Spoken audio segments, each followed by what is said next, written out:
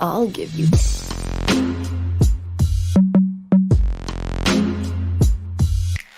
Sanskari Sex. This is your host Swati and I welcome you all to yet another episode of Red Podcast presents Sanskari Sex. The show that makes a lot of so-called Sanskari people uncomfortable by talking about things जिनके बारे में India में सबको पता है, लेकिन उस पर बात करना सबसे बड़ी खता है. But Sanu ki damn care, we have been talking about such taboos and we have been discussing the issues around virginity, sexting, kissing, PDA and whatnot now for a long time. मतलब अब तो आपका और मेरा कुछ नाता सा लगता है. तो आज जिस बारे में हम बात करने वाले हैं वो ये है कि क्या एक रिलेशनशिप में फिजिकल इंटीमेसी ज्यादा जरूरी है या emotional intimacy, and what other a better time than the times we are in. All the people stuck together in one house, trying to get away, yet running into each other all the time. And then, जैसे ही mood में कोई आता है तो दूसरा बंदा कहता है हाँ तुम्हें तो जब देखो यही सोचता है. So yeah, अगर ये कॉन्वर्सेशन कुछ सुनी सुनी सी लग रही है then you need to tune in. मतलब शाहरुख खान वाले प्यार से काम चल जाता है आपका बेसिकली, या इमरान हाशमी वाला प्यार सबसे ज्यादा जरूरी लगता है आपको? See, that's what gets everybody to understand examples better. Bollywood घुसा दो, सब romance, प्यार, सब set हो जाता है. अच्छा, generally, everyone wants their partner, or in some cases, partners, to be able to express love emotionally as well as physically. एक हाथ दे, एक हाथ ले, प्यार में भी होता है. Now I do understand that love is not a trade. प्यार सौदा नहीं. But how does a boy decide कि जो लड़की दिखने में अच्छी है या बाइक की पिछली सीट पर कस के टाइट से हग कर लेती है, वो उस लड़के की इमोशनल नीड्स को भी अच्छे से हैंडल कर लेगी? या फिर ऐसा है कि लड़के को इमोशनल नीड से घंटा कुछ फर्क नहीं पड़ता, काहे का इमोशनल होना, अपना सीधा एक ही काम है ना, बस wham bam thank you ma'am. या फिर how does a girl know that the guy who is sweet, funny and loving is good in bed as well? या फिर ऐसा है कि आप ये मानते हैं कि लड़की की फिजिकल नीड्स, अरे लड़कियों की फिजिकल नीड्स होती हैं क्या, उनको तो घंटा फर्क नहीं पड़ता, उनके साथ तो बस बकैती करते रहो और कभी कुछ और मत करो, उनका उतने में काम चल जाता है. ओके गाइस, ऐसा I hate to break it to you but ऐसा सच में नहीं है. रिलेशनशिप में फर्क पड़ता है. And before we move further, please understand that physical and emotional needs दोनों जेंडर्स की होती है गाइस, मतलब इंसानों की होती है. आपका लिंग कोई भी हो, आपका ओरिएंटेशन उस लिंग को लेके कैसा भी हो, आपको हमेशा अपने पार्टनर से फिजिकल और इमोशनल दोनों तरीके का प्यार चाहिए. So a girl also wants and deserves and should get the same physical pleasure as the boy, and at the same time जो love, attention और emotional support लड़कियों को मिलता है वही सपोर्ट लड़कों को भी चाहिए होता है. ये सच है. It's the truth, God damn it. Girls want physical and emotional pleasure and boys also want physical and emotional pleasure. Again, this is true. Scientifically, संस्कारically, research, studies, experiments, theories सब पढ़ लिया है हम लोगों ने और हम कह रहे हैं तो है ये बात, मान लो बच्चों.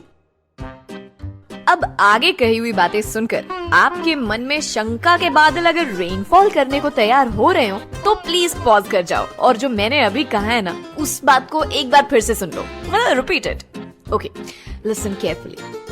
Everyone, right from a 15-year-old in school to the parents of that 15-year-old in the school, must be in their 40s, लगभग, मेरा मैथ्स खराब है आप लगा लो. They will all have an opinion on which is more important in a relationship.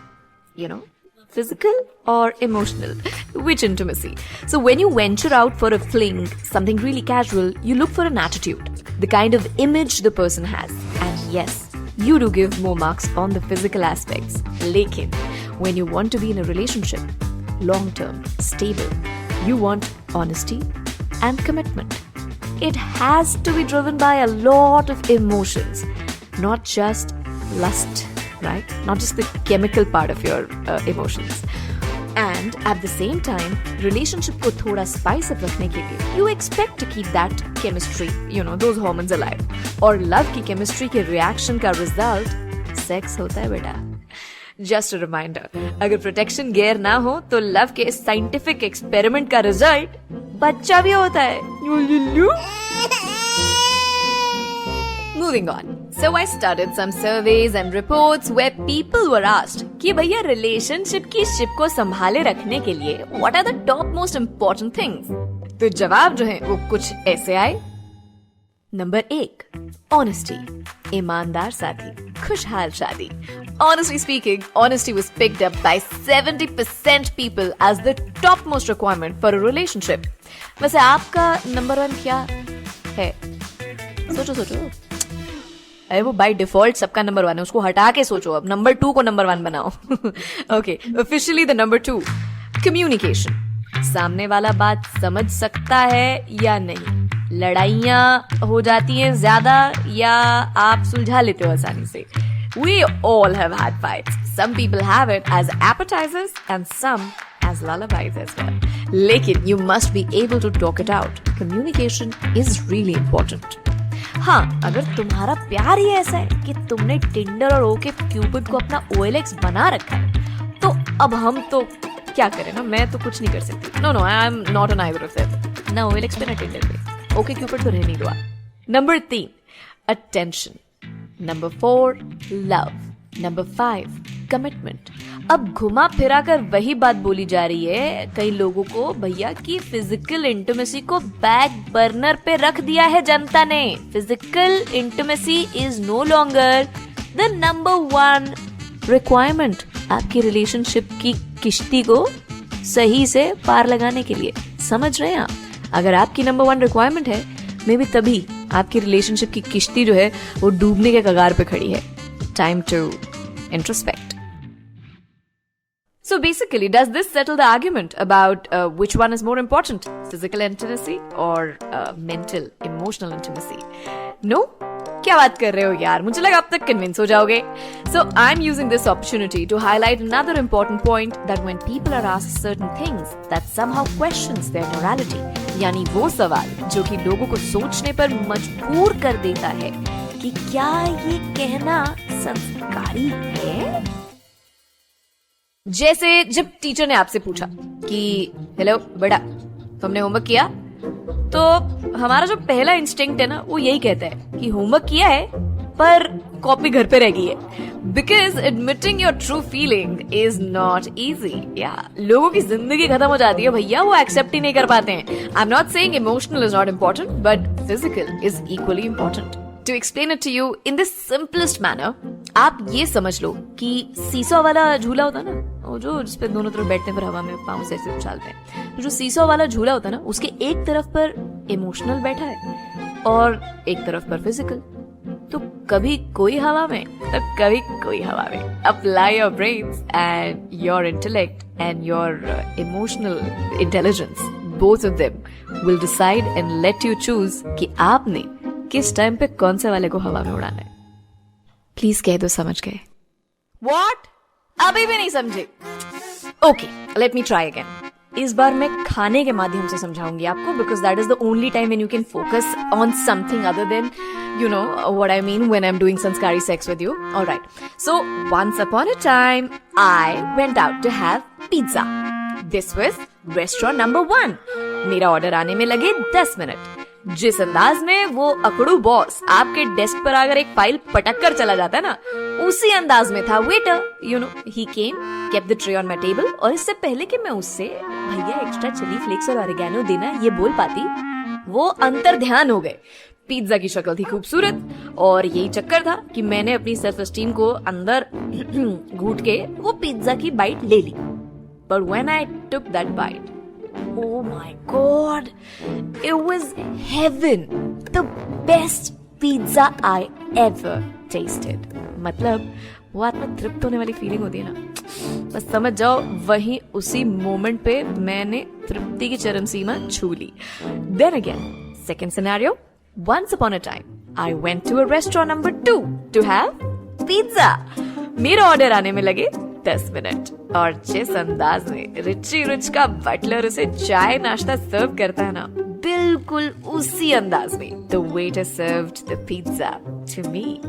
He greeted me with, "Hello Swati, this is the Veggie Fiesta pizza that you ordered, and since you're here for the first time, we are offering you with this complimentary drink on the house." उसके बाद extra chili flakes और oregano table पर रखकर उसने मुझसे पूछा, "Anything else, madam?" And I said, "No, thank you." See, now you get it. जाते जाते वो बोला, "If you want anything, just wave your hand in the air and I'll be happy to help you." अब इतने बढ़िया स्वागत के बाद मैंने पिज्जा की तरफ देखा जो आया मेरे पास, तो उसकी शक्ल जो है ना, वो रेस्टोरेंट 1 वाले पिज्जा के कंपैरिजन में कहीं आसपास तक नहीं फटक रही थी.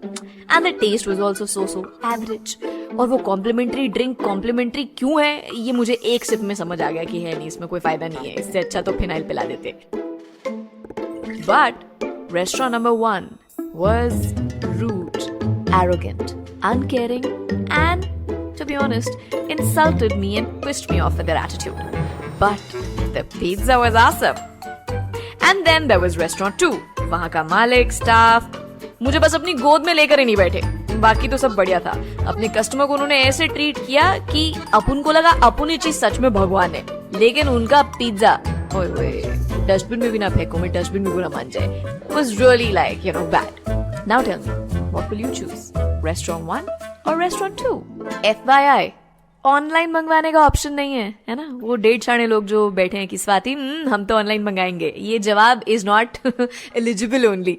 But listen, this is it from me. I hope I have tried to tell you कि आपकी प्रेफरेंस कहाँ लाई करती है. फिजिकल इंटीमेसी और इमोशनल इंटीमेसी के बीच में एक बहुत ही फाइन लाइन है, और दोनों को उसी लाइन पे एक साथ चलना है. फर्क सिर्फ इतना है कि कभी कभी एक साथ चलने में 2 कदम इमोशनल इंटीमेसी आगे हो जाती है, तो कभी 4 कदम फिजिकल इंटीमेसी. पर चलना दोनों को उसी लाइन पे एक साथ है, ना एक दूसरे के पीछे, ना एक दूसरे से अलग, हाथों में हाथ लिए, just like the way you want it with your partner. So I इतनी क्यूट रोमांटिक बातें करती हूँ ना मैं, अपने आप से प्यार हो जाता है मुझे कभी कभी तो सुनकर. Alright, this is it from me. And you guys stay safe, keep having lots of safe and sanskari sex. This is it from me, Swati. I'll catch you with another episode very soon. Stay tuned to the Red Podcast Sanskari Sex. You were listening to Red Podcast Sanskari Sex. Written by Dhruv Law. Audio designed by Ayush Mehra. Creative Director Dhruv Law. Send your feedback and suggestions. Write to us at podcast@redfm.in.